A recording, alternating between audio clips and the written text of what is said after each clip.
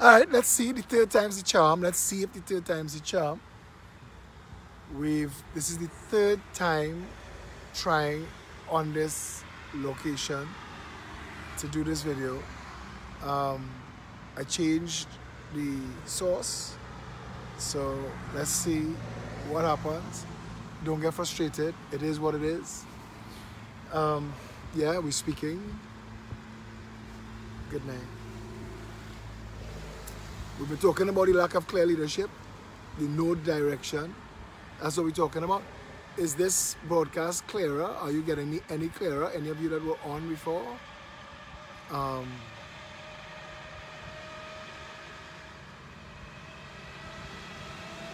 you getting it? Are you getting it clearer this time? No clear leadership. If the reality of the situation is that to beat COVID-19, you have to close your borders so that no new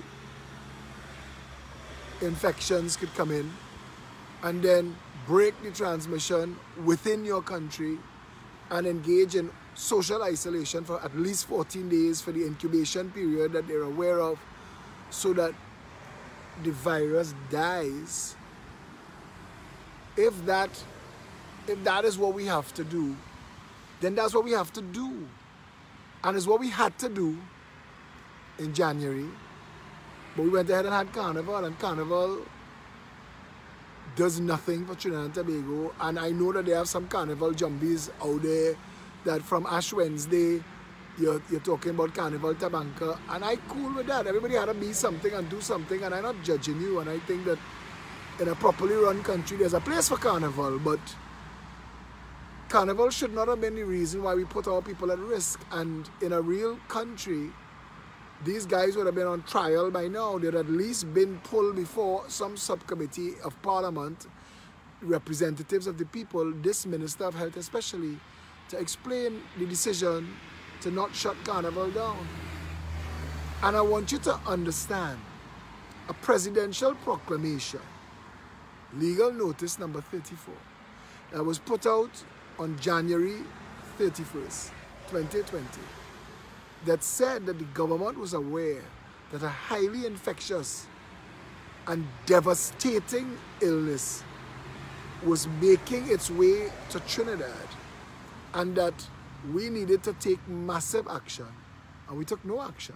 Instead, we threw open our doors and we allowed 50,000 people, some of whom were infected, some of whom were carrying COVID-19, and it's been passed from person to person in Trinidad. And thankfully, none of those people yet have become seriously ill, although the guy that died, his numbers suggest that he was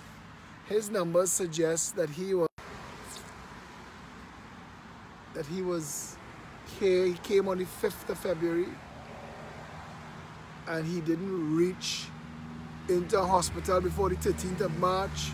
So it's a month and 2 weeks, and it suggests that he was here and got infected. There are people who left this country and went all over the world to their homes from Carnival and took COVID-19 with them. So we've played a game where we're not testing people who haven't traveled, so that we could say that we stacked the deck. If you shuffle a pack of cards trying to kick a jack, and it's 52 jacks in the pack, you'll kick a jack every time. That's called stacking the deck. You stack the deck with jacks. In the same token, if you only test people who've traveled, then you could only get imported cases.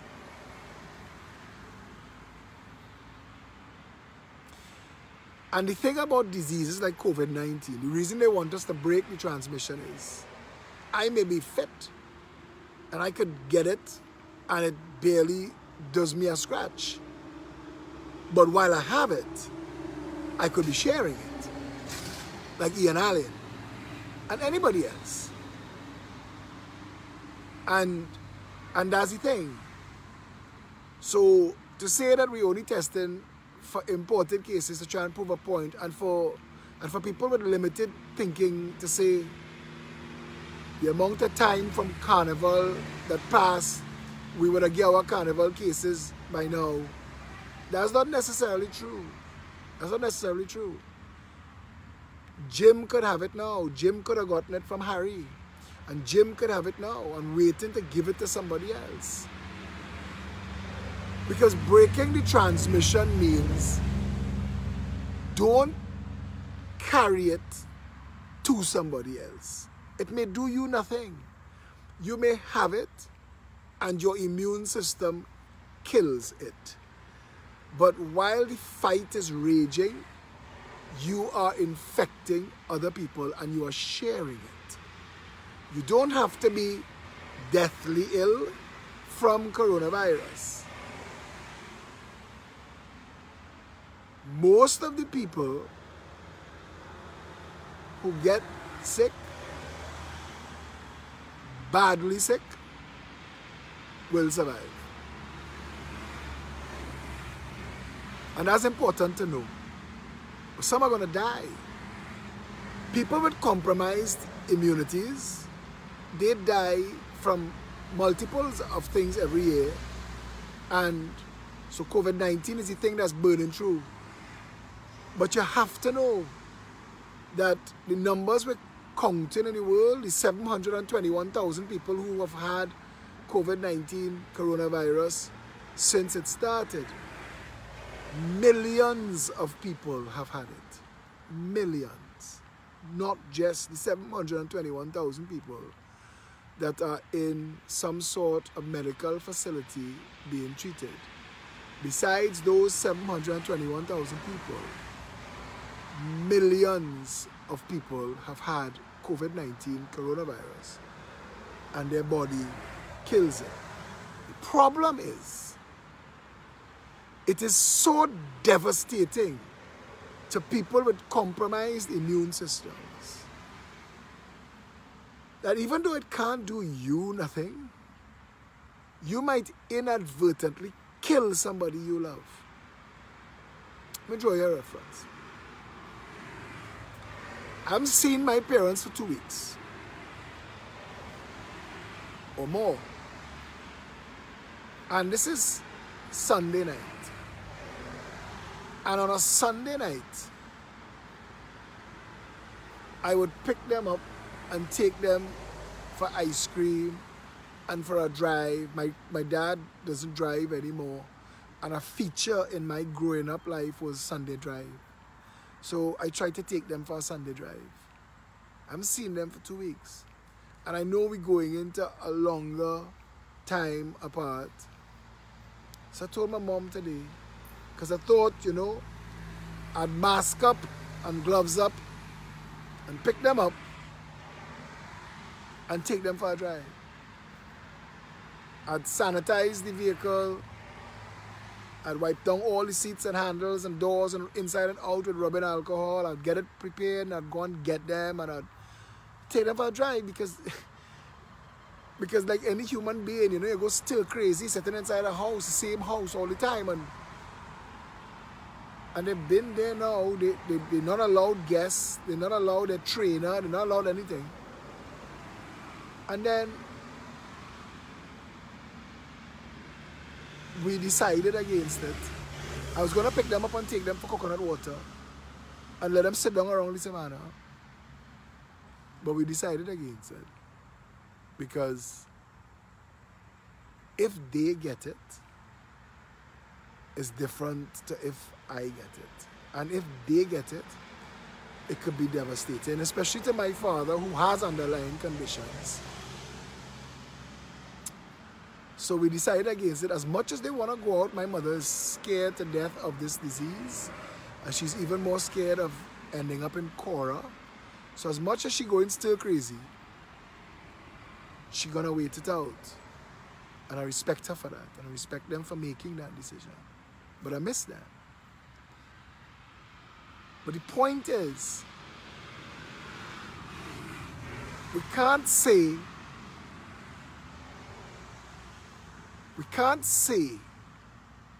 that it's just the at-risk people. As much as you want to, because we are all the highway for COVID-19 now. And they must be fed up, hear that word, eh? Coronavirus. I am so sick of that word. I am so sick of this conversation. I am so sick that this is our entire existence now is battling coronavirus and surviving coronavirus. That has become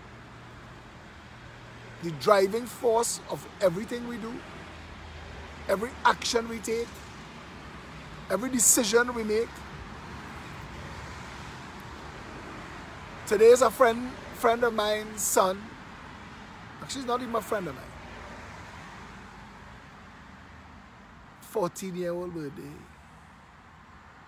He can't do nothing. And I'm thinking, how tough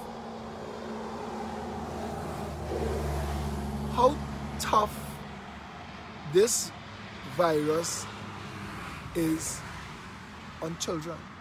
How tough that it's broken the friend-making time in their lives. It's broken that. How tough that is on the kids. How tough on the elders. To the elderly people and to those with asthma and other underlying conditions, any contact with any person or any surface could be a death sentence. Somebody that I know in the bank, she said to me that she was at work on Friday and somebody sneezed in her face. And she doesn't know if that person is COVID positive or negative. So she doesn't know. And she has to now wait it out to see if she was infected just being at work. It's a crazy, crazy time to be alive. And at some point, this world and each country has to have something called a collective response. We have to have a collective response where we all say, for the good of everybody, we sacrifice individually. I hate the restricted liberties. I hate all of the new normals that we are learning to deal with. But if we grab this bull by the horns and for the next 2 weeks, lock down, don't go out unless you have to. If you run out of bread, eat cake. If you run out of cake, eat biscuit. If you run out of biscuit, make flour. Use flour and make bake. Do whatever it takes to limit your needing to leave your house.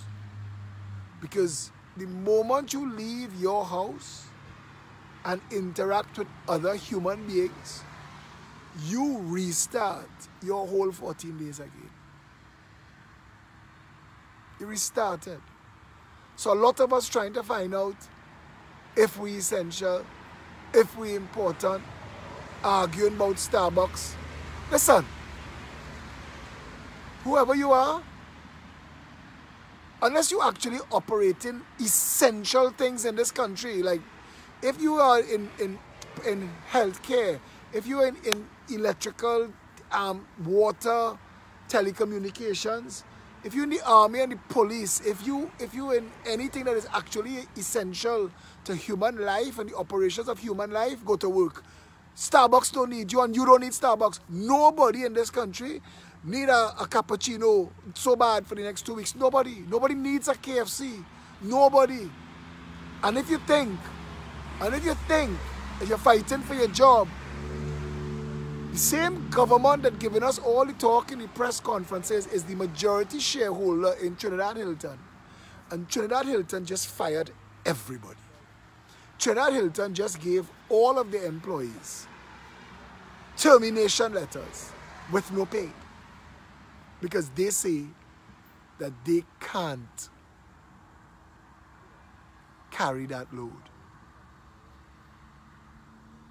And I think that is why the government has failed.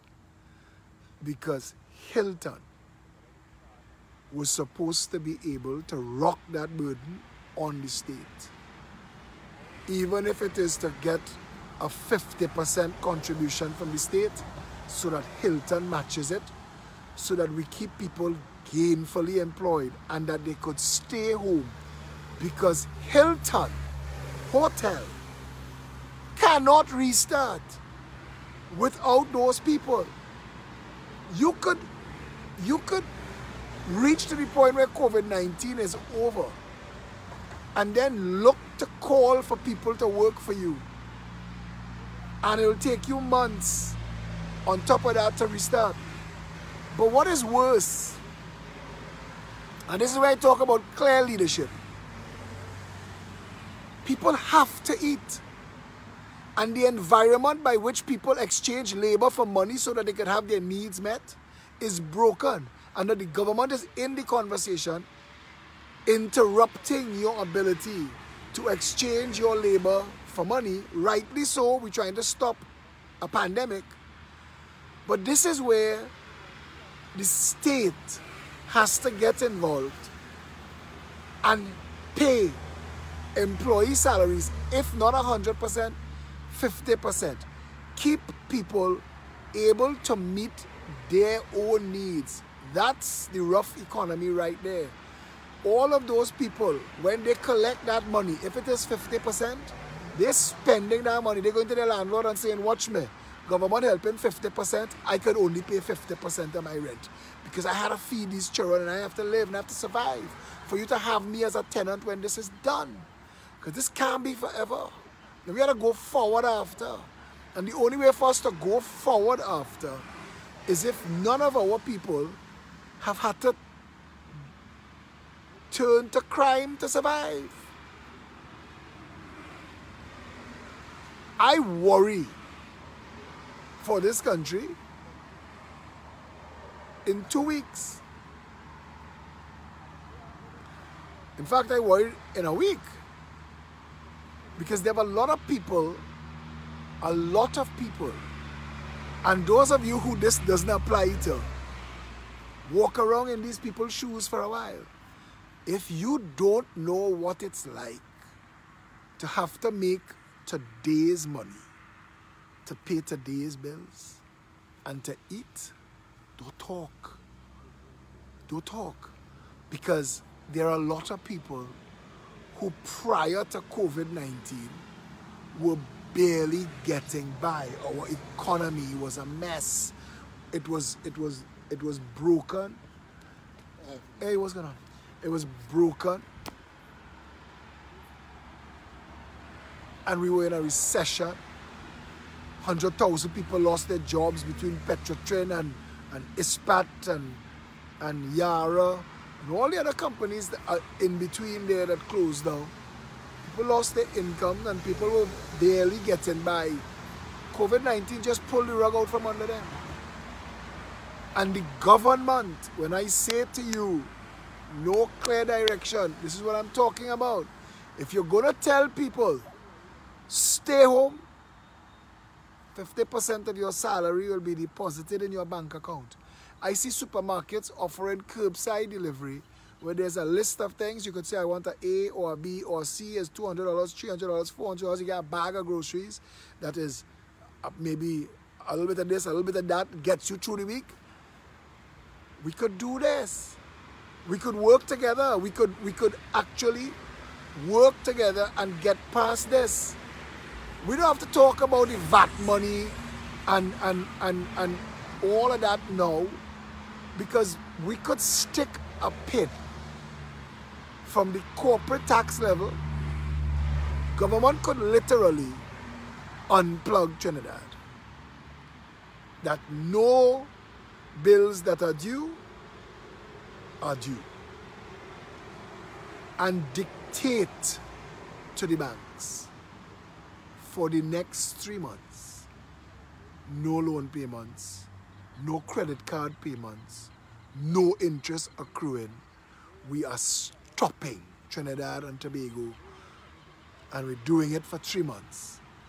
At any time inside that 3 months that we could start back, we're starting back one time, and put funds in the lowest classes accounts to keep them surviving, because no business in this country will survive if the lowest class don't survive. Our entire economy is built on consumption at the bottom level. Everything else is built on that consumption. I tell people, if you're not selling Jub, Red Mango and Sweetie in town, if you're not selling loose cigarettes and bus tickets, you're not selling Mercedes-Benz and you're not selling BMW.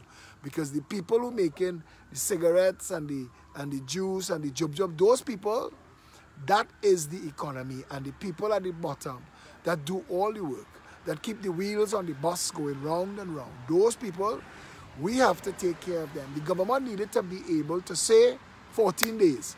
We could survive 14 days. 21 days, no problem. What is our budget snapshot? What is 1 month of our budget?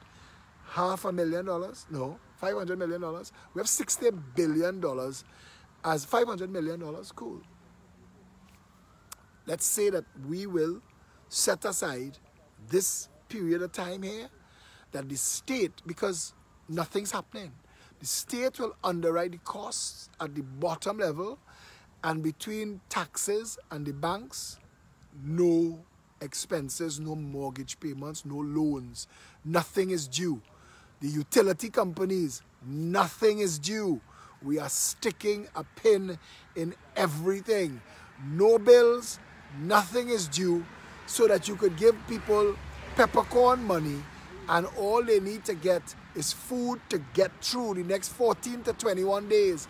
Put that 21-day marker on a calendar and say for the next 21 days, we're going to shut it down and keep it shut so that we could start it back. We've played with coronavirus since January. We've played with it. We've spoken about it.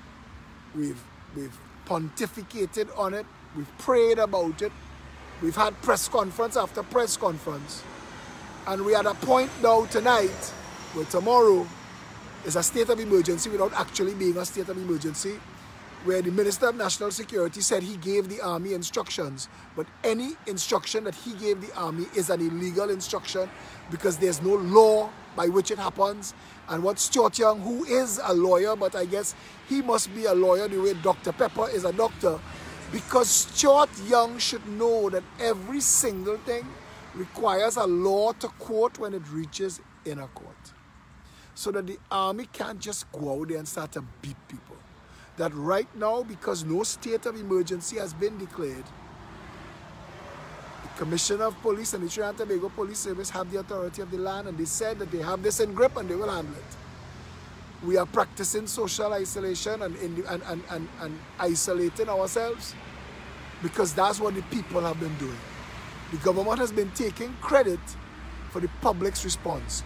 Corporate Trinidad and Tobago has stepped up. Corporate Trinidad and Tobago put in sanitizers. Corporate Trinidad and Tobago, the average small store, built out their sinks. I watch people put soap. I watch the average small little Creole restaurant put things in place, print their own guidelines and their own directions. No help from the state whatsoever. Trinidad and Tobago stepped up And Trinidad and Tobago, yes, we have some jackasses in this country, but every country has its jackasses, and that's where the police will come in and they will deal with that. But we, the people of Trinidad and Tobago, we did this and we stepped up and we've been trying our very best. The government, for all the talk, have done nothing to date that has demonstrated anything like leadership on COVID-19. And all those long talk 3-hour press conferences has been a waste of the public's time. All it's done is created fear and panic in the country, but no clear leadership. And at some point, Vernon de Lima, and I hope to get Vernon as a guest on the show this week, Vernon de Lima messaged me tonight and he said to me,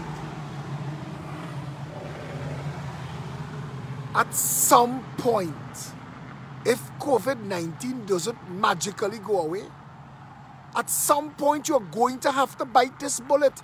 At some point you're going to have to say, lock it down for 14 days. At some point, we are going to have to do that. It takes leadership to be able to do that.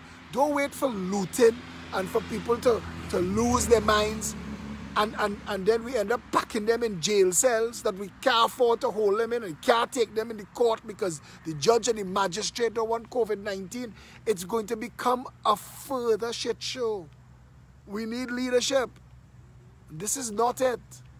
I don't know what is going through Keith Rowley's head. I don't know. But he worries me. We wake up to find out that you opened our airport to let in the Venezuelan vice president who has been banned by the United Nations and whose boss is now a wanted fugitive for engaging in narco-terrorism. And you let those people into Trinidad. Under normal circumstances, you'd be a madman.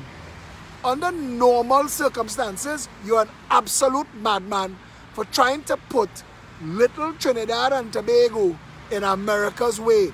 Donald Trump is having his worst year. Donald Trump is having the worst year of his life. Donald Trump has to deal with 100,000 plus Americans with COVID-19 with no end in sight, with 120,000 ventilators and 30 million elderly people. Donald Trump not happy. And Donald Trump has only one way to deal with stuff, and that is blunt force. And Trinidad and Tobago cannot take American blunt force on top of everything else. We are not supposed to be the country that Venezuela thinks they could run to. You've been doing business with China. You've been doing business with Cuba. Whoever else has been washing your Petrogas money, go by them. Don't bring COVID-19 in Trinidad and don't bring American big stick with you. He was wrong. I don't know. I do not understand this man, Keith Rowley. I don't understand him. We are not being led. Every single time that a press conference is over, the people seem to know less. We get Bacchanal, we get Buffett. I think Kamala was wrong. She's not the government. She's not supposed to be releasing death information. But the government is wrong. And we are